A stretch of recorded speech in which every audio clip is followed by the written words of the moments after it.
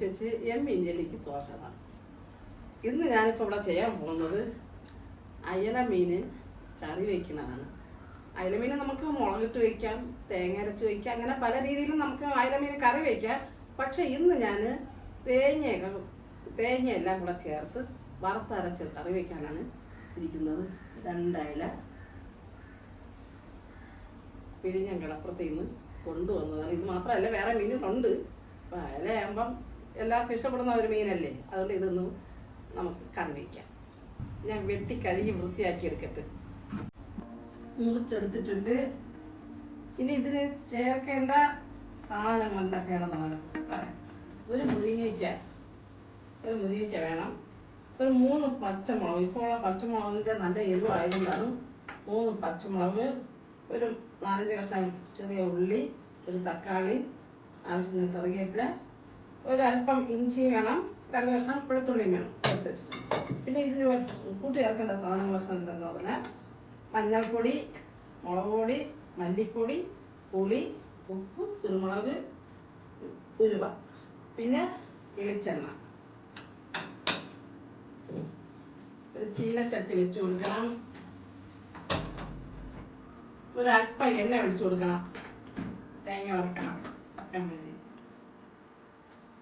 എണ്ണ നല്ലപോലെ ചൂടായി. ഇനി നമുക്ക് ഈ തേങ്ങ എണ്ണയിലിട്ട് വറുത്തെടുക്കണം.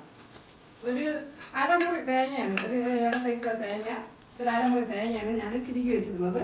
അത് നമുക്ക് ഒന്ന് നല്ലപോലെ ഇറക്കി കൊടുക്കണം.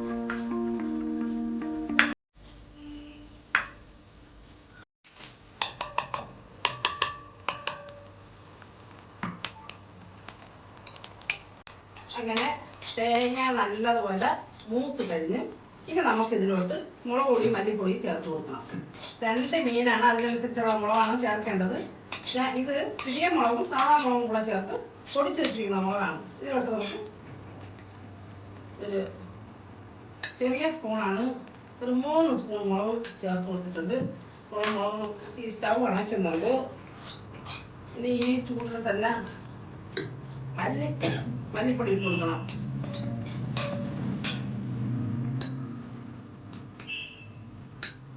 ഒരു 2.5 സ്പൂൺ, ചെറിയ സ്പൂണായിട്ടാണ്. ഇത് നല്ലപോലെ ഇളക്കി കൊടുക്കണം. തേങ്ങയും മുളകും മല്ലിയും വറുത്ത് എടുത്തിട്ടുണ്ട്. ഇത് നല്ലപോലെ തണുത്ത് ഇതിന് ഒന്ന് പൊടിക്കണം. പൊടിച്ചതിന് ശേഷം നമുക്ക് ബാക്കിയുള്ള ചേരുവകളെല്ലാം ചേർത്ത് നമുക്ക് അരച്ചെടുക്കാം.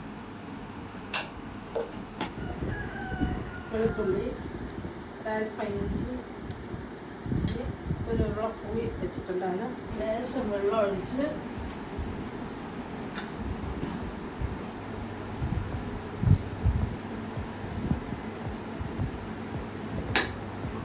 ആവശ്യത്തിന് മഞ്ഞൾപ്പൊടി,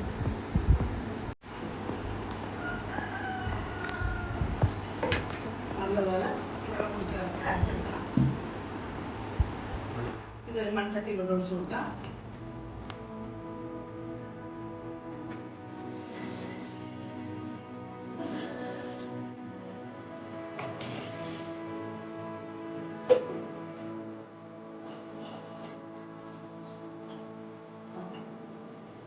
ഉള്ളിയില്ല കൊടുക്കണം. തക്കാളി, ചെറിയ തക്കാളി ചേർത്ത് കൊടുക്കണം.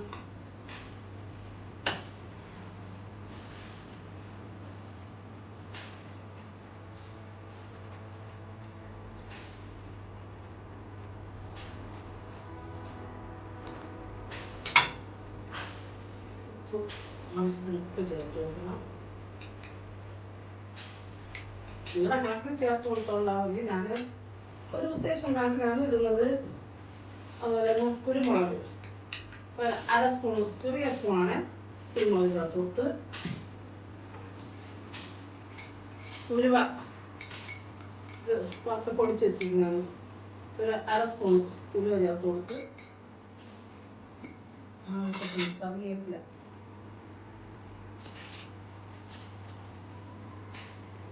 ഇങ്ങനെ നരവേവിച്ച് കൊടുക്കണം.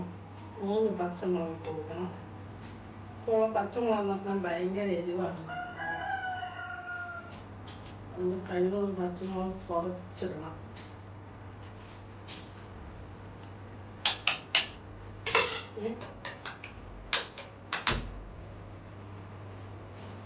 ഇനി നമുക്ക് ഒരു അടപ്പ് വെച്ച് അടച്ച് വയ്ക്കാം.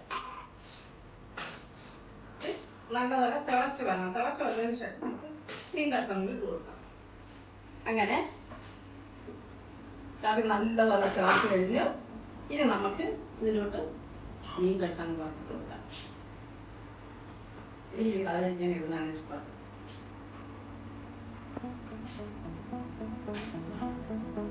മീനൊന്നും ഇല്ല, ഭയങ്കര അങ്ങനെ ഇന്നലെ അയല പിന്നിട്ട് ഇതേപോലെ അങ്ങനെ ചെയ്യാം. അങ്ങനെ ഈ കൊടുക്കണം. അടപ്പ് വെച്ച് അടച്ച് വെക്കട്ടെ.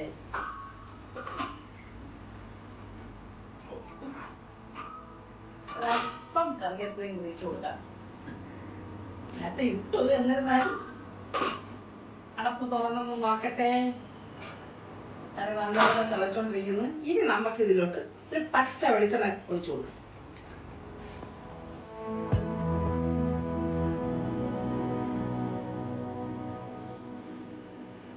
ഒരടപ്പ് വെച്ച് അടച്ചു വെച്ച് തീ കുറച്ച് കൊടുക്കണം.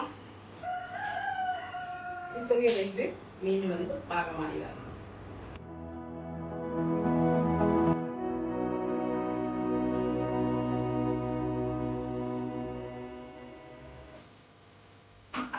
നോക്കട്ടെ, മീൻ കറി റെഡിയായി. സ്റ്റൗ അടയ്ക്കാം.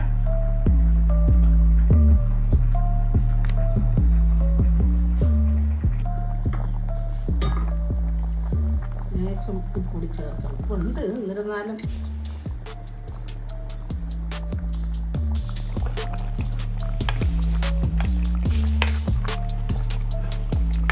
ഇനി നമുക്ക് ഒരു ബൗളിലോട്ട് മാറ്റാം.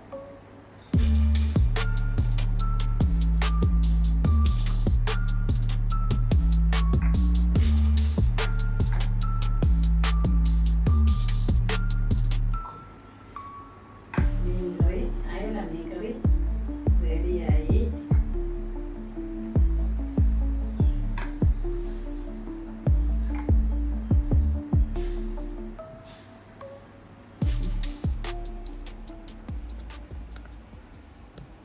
ഈ റെസിപ്പി നിങ്ങളെല്ലാവരും ചെയ്ത് നോക്കണം. ചെയ്ത് നോക്കി കഴിച്ചതിന് ശേഷം എനിക്ക് നിങ്ങളുടെ ഓരോ വിലയേറിയ അഭിപ്രായങ്ങളും കമൻസ് ആയിട്ട് ഇടണം. അടുത്ത വീഡിയോ ആയിട്ട് നമുക്കുടനെ കാണാം. ഓക്കെ.